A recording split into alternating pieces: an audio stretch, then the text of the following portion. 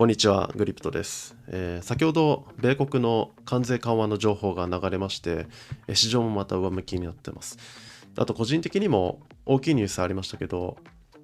その他の細かいところもまた見ていきたいと思います。本日の主なラインナップはこちらになってます。それでは本日もポジネガファンダ、チャートなどをまとめてみていきたいと思います。ビットコインは現在12万ドルの攻防となっています。発表された指標の方では、米リッチモンド連銀製造業指数がありまして、結果は大幅な下振れ、ドル安要因となっています。で、また注目されてたパウエル議長の発言はですね、FOMC 前の発言自粛期間の影響もあってか、金融政策に関わる発言もなくですね、特に影響ないまま終わりました。で、日本は石破首相の進退が注目されているのかなと思うんですけど、先ほど日本が米国に5500億ドル投資するという情報が出まして、でその後米国が日本への関税を 15% に引き下げるという情報も出まして、日経先物も上がった展開となっています。ドル円は 146.9 円台と一旦反発してまして、関税緩和からのリスクオン傾向となってますね。あとビットコインのオンチェーン関連では、イーロンのスペース X のアドレスがビットコインを送金しているのが観測されています。量としては 1308BTC、1.5 億ドル相当となってますね。アドレスの移動なんで、まだ売ってはいないんですけども、動いたということはですね、何かしらしようとしているという状況ですね。イーロンのアメリカと設立か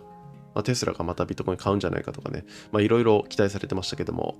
先にスペース X が動いた展開となりました。で、スペース X はあと、6977BTC、8.3 億ドル相当保有してますけども、その後の動きにも注目ですね。個別株の方では、まずコインベースの話題が多くなってますね。PNC バンクがコインベースと提携して暗号資産販売サービスを提供開始予定。あとコインベースが米国でビットコインとイーサの永久先物取引開始、アークインベストがコインベースの株を9058万ドル分売却などですね、複数の情報が出てます。で、株価は、マイナス 2.2% となってますけども、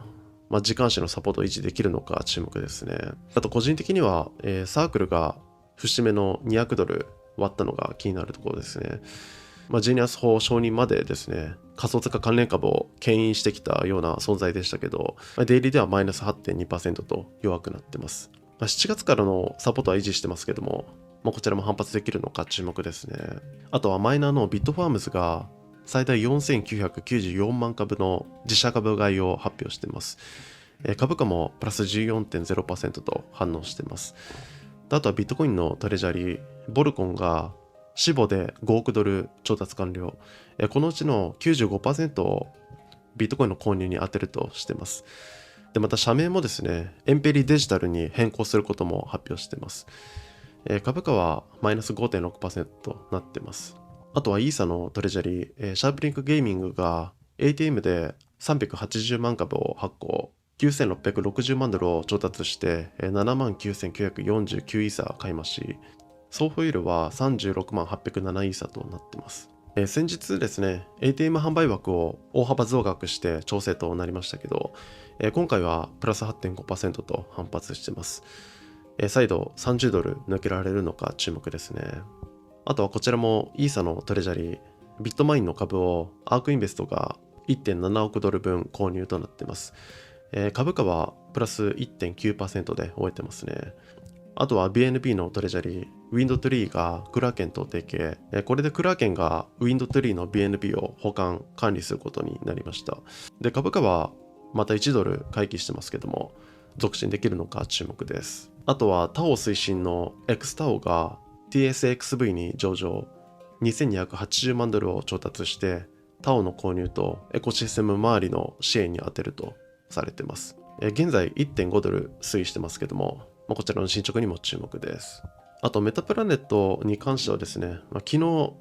1250で耐えられないとなると、1100、その下の1000円の窓が視野に入ってくるという話もしましたけども、結局耐えられずにですね、1100円台まで落ちた展開となっています。で、現在はビットコインが上がってですね、関税緩和から日経先物も上昇しているんで、市場前の気配も1200円と、昨日ですね、メタプラネットの方からまだ行使してないという情報も出てましたけども、反発の兆しが見えます。1300の窓が埋まるのかが注目されると思いますけども、こちらも本日ですね、どうなるのか注目ですね。あと ETF 関連の話題では、ビットコインとイーサの ETF を提供している各社が現物償還モデルへの移行を要請する修正案を SEC に提出しています。フィデリティ、21アシャーズ、フランクリン・テンプルトンなどが提出してますね。こちらも現物償還モデルの承認にまた一歩近づいたと見られています。昨日の ETF は現時点ではマイナス 0.68 億ドル相当、昨日から流出傾向となっています。香港はまだ更新なしとなってますね。ビットコインの先物の方では、大岩全体でプラス 1.48%、867億ドル相当、オーダーブックの状況としては、未だに11万5000が目立ってますね。今後の指標としては、7月23日に米中古住宅販売件数、7月24日に ECB の政策金利、米 PMI、米新築住宅販売件数、ラガルド総裁の会見、7月25日にドイツの IFO 景況感指数、米耐久財実習などが控えています。ビットコインは、再度12万ドルの攻防ですけども、関連株は弱くなってますね。で、チャートだけ見ると、短期は上値更新して、上への期待が膨らみそうな形状してますけども、あさってにですね、重要度の高い指標、米 PMI 控えてますんで、警戒要素はまだある状況ですね。で、12万1000ドル超えてくるとですね、再度 AT 値更新が期待されると思いますけども、本日23時にも米中古住宅販売件数控えてますんで、それらの時間帯にもどのように動くのか注目です。そしてイーサーですね。イーサーの価格は現在3740ドル、BTC だっては 0.0312、先物の方では大岩全体でマイナス 3.31%、558億ドル相当、ETF は現時点ではプラス 0.72 億ドル相当、未だ流入傾向となっています。香港はまだ更新なしとなってますね。BTC 建ては 0.032 で折れた展開となってますけども、ETF、OI ともにですね、未だに強いです。0.030 あたりでまた反発したら、また強い形になりそうですけども、こちらも本日23時にですね、どのように動くのか注目ですね。あとその他の動向では、米上院の共和党員らがクラリティ法の草案を発表したことが注目されています。内容としては、どのデジタル資産が証券ではないかを明確にするために、補助資産という定義を新たに作ってですね、SEC の既存のルールをデジタル資産に合わせて調整することが目標とされています。で、このクラリティ法は次、上院での可決が期待されてますけども、こちらも仮想通貨市場にとってはですね、プラス要因になりますんで、その後の進捗に注目ですね。あとは JP モルガンチェイスが暗号資産担保の融資を検討しているという情報が出てますね。対象はビットコインやイーサー、来年には提供予定とされています。こちらも実現すればプラス要因として捉えられますね。あとアルト関連では、テレグラムのトーンウォレットが米国のユーザーに提供開始となっています。で、これでトーンも比較的強くなってますね。あとは同時のアプリレイヤー、同時 OS がゼロ知識証明の導入を提案。DeFi やゲームなどへの利用拡大が期待されています。あとはトロンのジャスティンがニューシェパードで宇宙へ行くことも話題になってますね。中国出身では最年少飛行ということで注目されています。あとはハイパーリキッドの USDC の供給量が49億ドルに急増。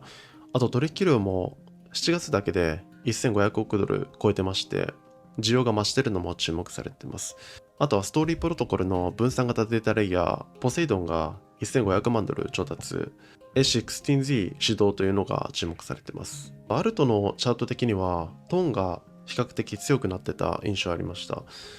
長期的には、まだ上値更新できてませんけども、その後続伸できるのか注目ですね。あとはソラナは続伸してますね。